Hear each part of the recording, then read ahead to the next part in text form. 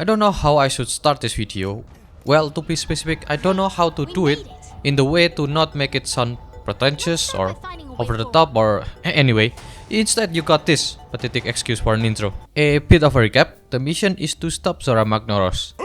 The reason being because it is heading to the Everstream. It is an area plopped in the middle of the new world. And if Zora succeeds, the whole area surrounding the Everstream will also be gone. Think of the Death Star. Yeah, it's exactly like that. And that's it for the recap. See, that wasn't so bad, wasn't it? I am so proud of all of you. Well, all 5 of you, to have enough attention span to get through all of that. So yeah, the first effort made by the Research Commission is to put barrier, cannon, and shit like that to stop Zora Magnaros on its track. Try being a keyword here, cause Zora got away.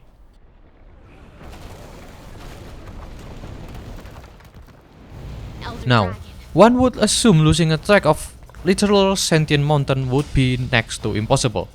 But what do you know? After the failed attempt of capturing Zora Magnaros, the Research Commission lost it somehow. So of course, we need to track it down. By we, I mean me, singular, because Research Commission didn't do shit. Am I being dramatic or extra? Yes. Yes, I am. I am aware that it is the norm of Monster Hunter games, or at least the one I played anyway, for the hunter to basically do everything. I'm not complaining, I wouldn't play this game if I didn't enjoy it, but I'm just saying, wouldn't it be cool like if you could micromanage like the Research Commission member to do additional tasks? Fuck, even if those tasks are quote-unquote filler tasks, like for example, commanding parties of hunters to gather ores, wood for the oncoming siege, I think that would be cool. Either way, I'm just talking out of my ass. Thanks for listening to my TED Talk. Anyway, in the quest of tracking Zora Magnaros, I arrived to the Coral Highland. The first task is to establish a campsite, which is boring. I think we could build the camp here. The first real mission is to hunt down this thing, Polomu, or what I like to call it, the abomination when an airbag and a squirrel doing the... Okay, look, I'm gonna keep it real. It is like my 5th playthrough of this game. Granted, I never finished any of them because I got commitment issue, but still, I would think that I'm at least at the decent level of skill. But not playing for an extended amount of time has erased the little skill I have. So yeah, I ate shit couple of times.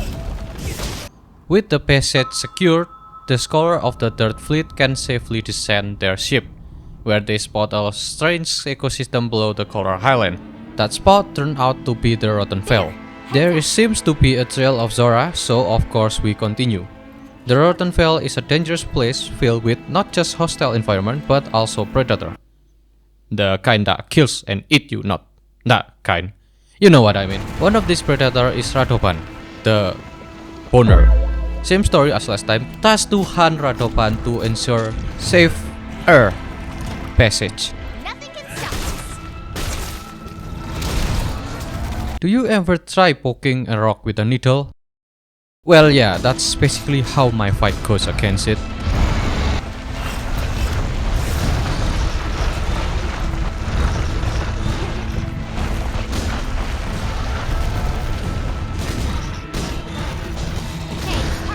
With Radovan down, the Rotten Vale are safe for the Scholar to travel. Well, the upper part of Rotten Vale anyway. The Research Commission suspect whenever drew Zora Magnaros this far might be connected to the lower part of the Vale. But there is a problem. A familiar problem. A convenient plot device, if you will. There is a dangerous creature blocking the path. Yes, I know, I am just as shocked as you. I think it is time to visit a certain someone. The one that so generously dropped me off to the Coral Highland in the first place.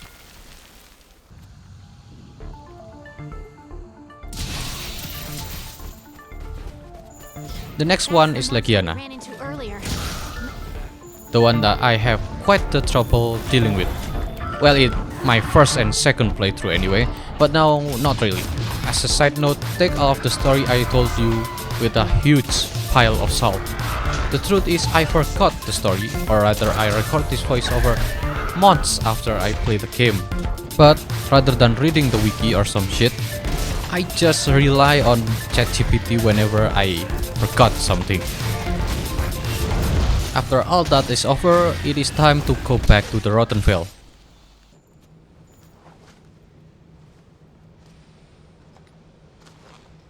I know we've reached the bottom.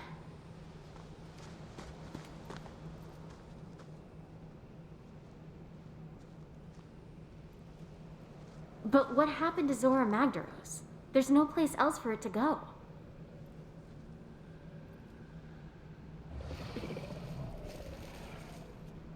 I think we should split up and look.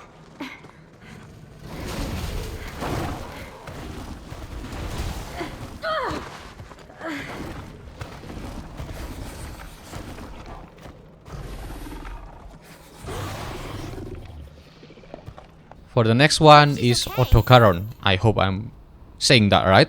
The potentially more difficult monster I encounter in this video. There is in total 3 reasons why. The first reason is it can inflict bleed or simply bleeding. Bleeding periodically causes small amount of damage when moving, attacking or dodging. Movement causes the least damage about every 1.5 seconds, attacking does moderate damage per tick but trigger with each attack, causing more damage when wielding faster weapon types. Dodging does the most damage per tick and trigger with each invasion. Bleeding does not wear off on its own. Yes, I ripped that straight from the wiki. Moving to the second reason, which is that it is fast. Combine it to the relatively small space of Rotten Vale, an aware hunter might struggle to track and dodge its attack. Moving to the last reason, which is the fact that Otokaron can change its attack. And of course, it is amplified because of just how fast Otokaron is. So yeah, that's my 3 reasons of why I think this monster is quite difficult to deal with. But don't confuse my, well, let's be honest, endless rambling as hate. I like Otokaron a lot. For me, its whole kit just feels more complete. With the defeat of Otokaron, we found traces of Zora Magdaros.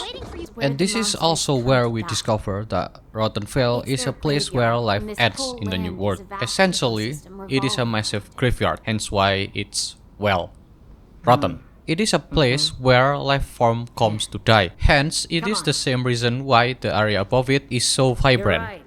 The Vale is where monsters come to rest. They sense the end and make their way here. With all of that out of the way, the Research Commission finally able to pinpoint where Zora Magdaros is. I am joking, of course. As I told times and times again, Research Commission is useless.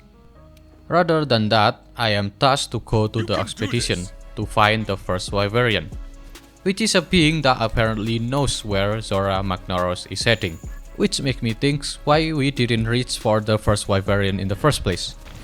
Anyway, in the process of searching the first Wyverian, I was attacked by a Rathalos, fell down, and conveniently woke up in the front of the first Wyverian. Task failed successfully, I guess. Well, the good news is he does know where Zora Magdaros is heading, but he won't tell us till I prove myself worthy. By naturally defeating Rathalos and Diablos. Apparently it is like proving that I can stand atop of the food chain, or something along those lines. Top of the food chain? Okay, I want you to do a favor for me. Imagine a mission in a Monster Hunter game. Or, to be specific, a large monster hunt in the Monster Hunter franchise game.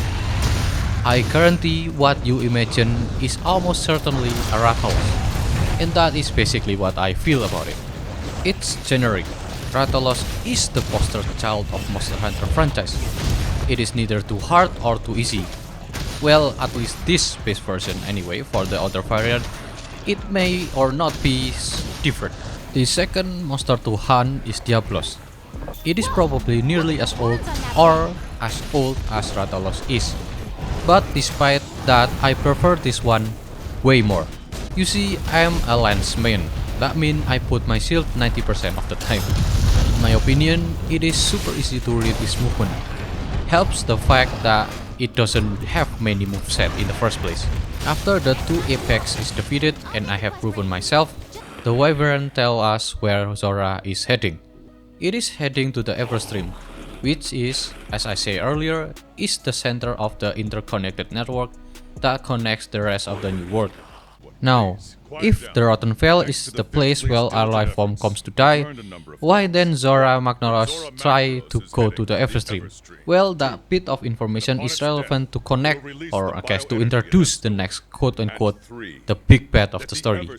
Because I'm guessing literally everyone knows the story at this point, considering this game came out decades ago or something like that. It is time for the second encounter, but this time adding a new weapon.